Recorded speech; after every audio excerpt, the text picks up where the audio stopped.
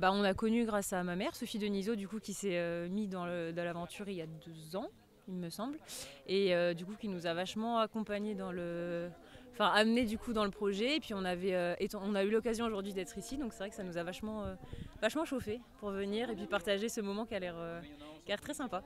Pareil, et puis on s'est dit que c'est une occasion de faire la promotion de la santé à travers le sport, sachant qu'on aime énormément le sport aussi, donc c'était vraiment l'occasion de participer et de faire une bonne action aussi.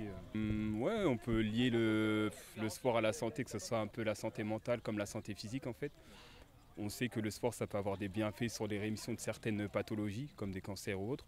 Et puis surtout, on trouve qu'en France, il y a un gros manque de prévention au niveau de l'impact du sport sur la santé en fait, comparé à certains pays. Donc c'est vraiment une occasion importante de mettre ça en avant sur beaucoup de choses.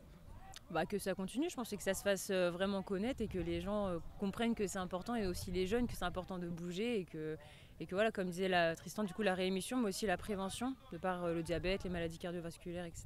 Et que autant pour les maladies aussi psychologiques, quoi, que bouger et voir du monde, et ça sera hyper important pour la suite.